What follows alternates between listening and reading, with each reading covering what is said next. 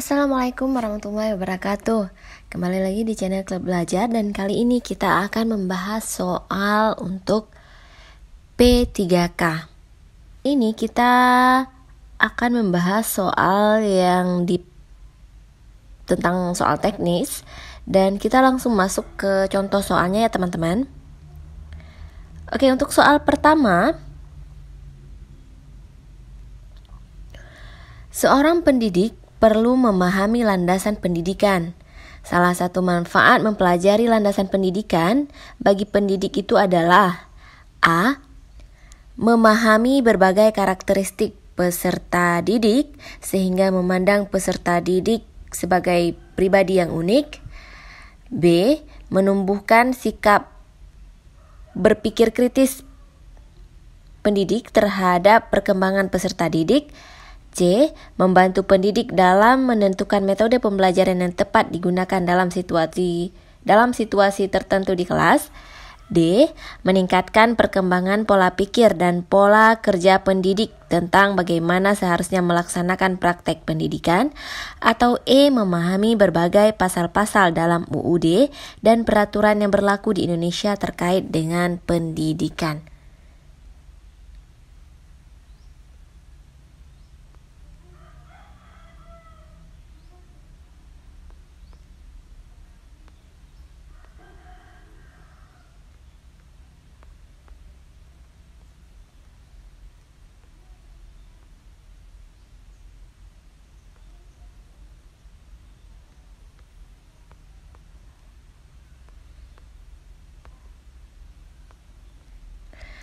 Jawabannya yang mana teman-teman?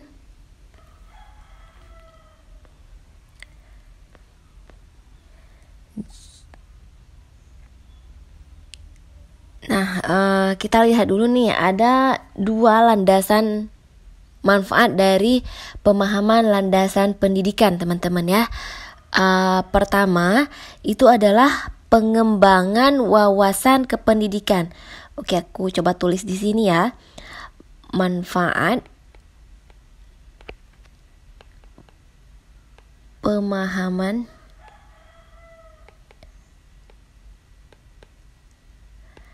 landasan pendidikan. Nah, yang satunya ini mungkin agak sedikit bersifat teoritis teman-teman ya. Teman-teman nanti boleh cari pengertian ataupun informasi selanjutnya itu ada di internet banyak sekali. Nah, manfaat pertama itu adalah pengembangan wawasan kependidikan. Pengembangan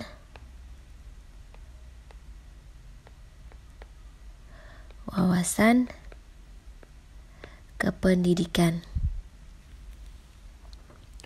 Nah, pengembangan wawasan kependidikan ini sendiri itu berkenaan dengan berbagai asumsi yang bersifat umum ya tentang pendidikan yang harus dipilih ataupun diadopsi oleh tenaga kependidikan untuk menjadi cara pandang ataupun cara bersikap dalam rangka melaksanakan tujuan kependidikan ya. Berarti ini istilahnya pengembangan wawasan kependidikan tentang tata cara untuk mengeksekusi pendidikan itu sendiri.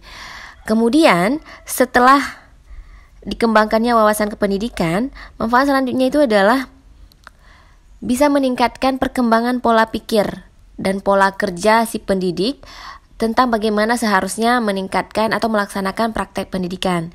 Kalau tadi itu mengembangkan dulu wawasannya, kemudian setelah mengembangkan wawasan kependidikan, di sini bisa meningkatkan pola pikir ya. Perkembangan, let's say aku langsung tulis meningkatkan pola pikir deh. Pola pikir atau pola kerja ya teman-teman ya.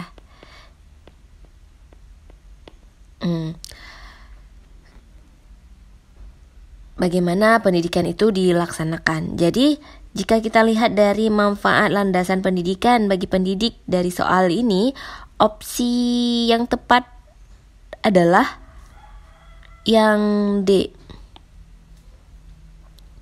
Bagaimana cara untuk meningkatkan pola pikir dan pola kerja terhadap bagaimana sih seharusnya si pendidik itu melaksanakan praktek pendidikan.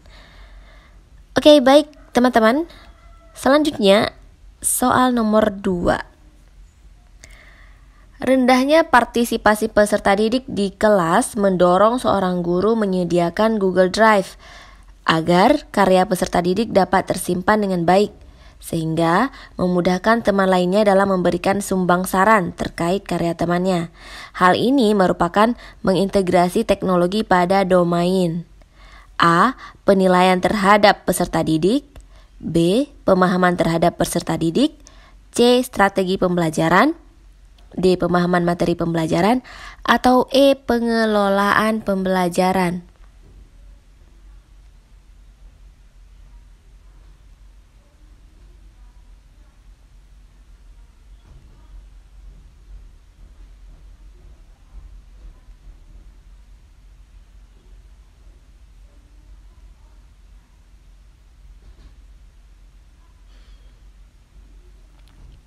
Nah,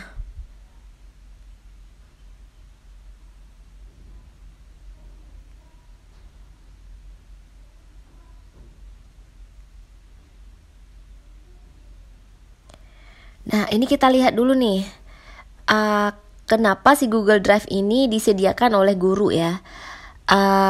Yang menyebabkannya itu adalah rendahnya partisipasi peserta didik di dalam kelas. Nah, makanya si guru tersebut menyediakan Google Drive ya, G Drive.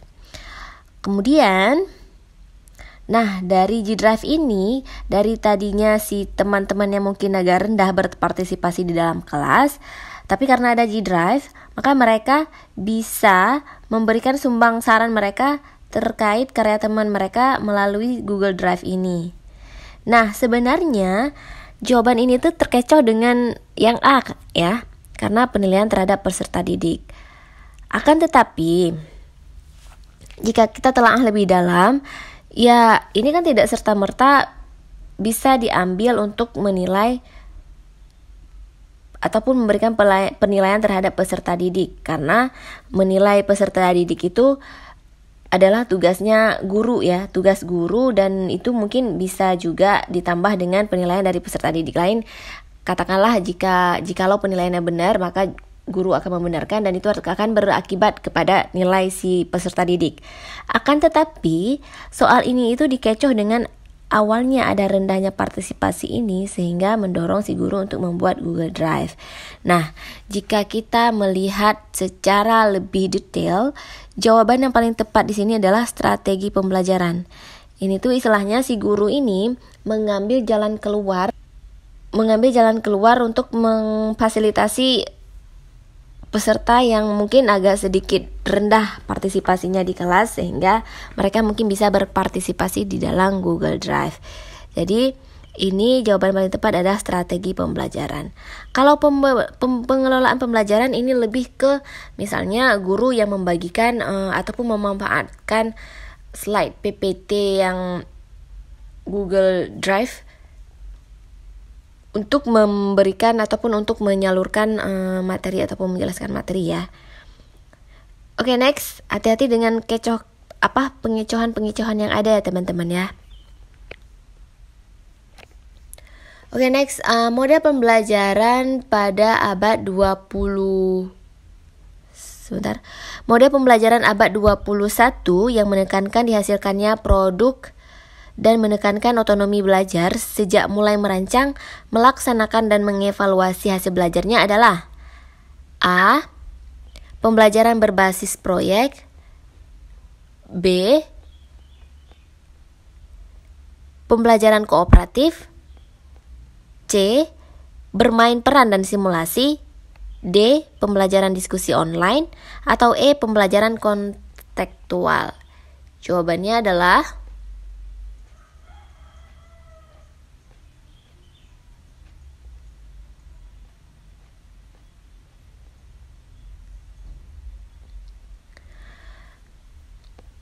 Jawabannya yang mana teman-teman? Jawabannya adalah yang A.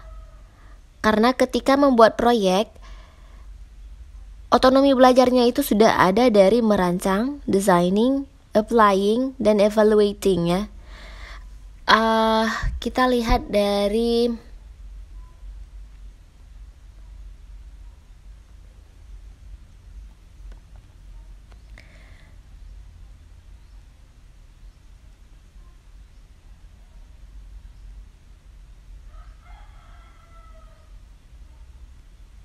Nah, kita bahas satu-satu nih. Kalau yang untuk pembelajaran kontekstual sudah pasti berdasarkan konteks ya. Kalau diskusi online juga hanya ada mungkin diskusi dua arah secara online. Kemudian untuk peran dan simulasi lebih ke yang berdasarkan pengalaman ya. Kalau kooperatif lebih ke bekerja bersama. Nah, sekarang yang otonomi ini berarti si siswa ini mampu untuk menentukan targetnya sendiri ya. Dan kemudian untuk menghasilkan produk, kita lihat ini adalah model pembelajaran yang kalau menurut let's say Boss dan Krauss ya. Ini adalah mereka mungkin yang agak yang terkenal di bagian pembelajaran berbasis proyek. Nanti teman-teman bisa baca lagi project based learning ya. Itu emang dari pengertiannya sendiri aja adalah model pembelajaran ini adalah model pembelajaran yang menekankan aktivitas siswa dalam memecahkan berbagai permasalahan yang bersifat open-ended dan mengaplikasi pengetahuan mereka dalam mengerjakan sebuah proyek untuk menghasilkan sebuah produk otentik tertentu. Nah, salah satu prinsipnya itu adalah otonomi yang bisa menentukan target mereka sendiri. Oke, next ada soal nomor 4. Ari adalah anak yang rajin, memiliki sikap yang baik dan bahkan sering mewakili dalam kegiatan Olimpiade Sains Nasional. Tapi pada hasil laporan belajar dia memiliki 5 nilai yang di bawah KKM. Tindakan Anda sebagai wali kelas adalah A. Siswa tersebut tetap naik kelas dengan pertimbangan peserta OSN. B. Meminta masukan dari guru-guru terkait naik tidaknya dia. C. Mendiskusikan dengan orang tua Ari ya terkait masalah ini. Kemudian D. Tidak naik kelas karena tidak memenuhi kriteria kenaikan kelas.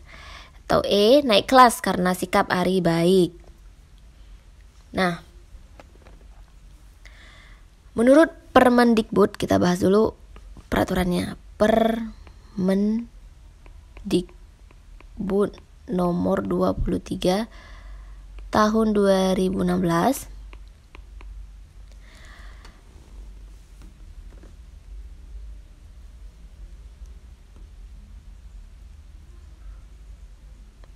Nah, batas ketidaktuntasan adalah maksimal 3 mata pelajaran yang di bawah KKM ya.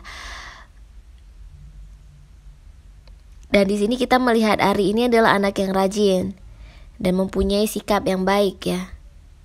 Kompetensi minimal sikap baik, kemudian kompetensi pengetahuan dan ininya juga lumayan ada. Akan tetapi jika ada batas maksimal 3 mata pelajaran yang di bawah KKM, si anak tersebut tidak bisa diluluskan. Maka jawabannya, walaupun Ari adalah peserta OSM, sikap kita sebagai seorang wali kelas adalah tetap tidak naik kelas karena tidak memenuhi kriteria kenaikan kelas untuk si Ari, karena berdasarkan peraturan Permendikbud nomor 23. Oke, soal terakhir untuk soal nomor 5. Dalam suatu pembelajaran diperoleh data banyak siswa yang tidak aktif. Maka Anda sebagai guru harus mengubah pendekatan pembelajaran yang tepat. Pendekatan yang tepat untuk mengatasi hal tersebut adalah A. Konstruktivisme, B. Kontekstual, C. Scientific, D. Deduktif, atau E. induktif.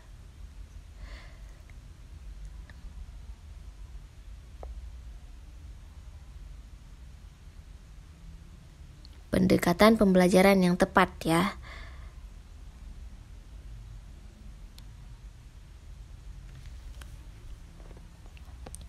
Nah, untuk hal seperti ini, dari kelima pendekatan ini yang paling tepat adalah, nah kita lihat dulu pembahasan dari setiap model pembelajaran pendekatan ini ya.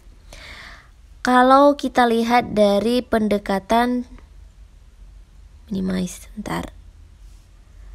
Oke. Untuk konstruktivis itu adalah pendekatan yang membentuk konsep sendiri. Ya, konsep sendiri. Kemudian pendekatan kontekstual biasanya ini membuat pembelajaran lebih bermakna berdasarkan konteks. Untuk scientific itu biasanya pembelajaran yang aktif.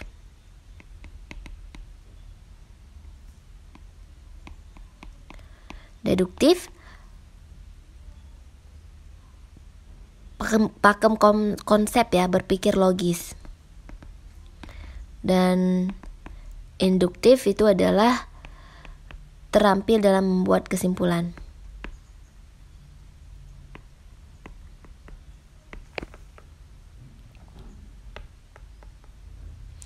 Nah, jika tadi pendekatan yang dilakukan siswanya banyak yang tidak aktif, maka pendekatan yang tepat untuk mengatasi hal tersebut adalah yang C. Yang memang di sini siswa diharapkan mampu belajar secara aktif ya. Oke, baik, mungkin itu saja untuk soal PPPK ya. Soal P3K kali ini untuk yang soal teknis. See you on our next video. Bye.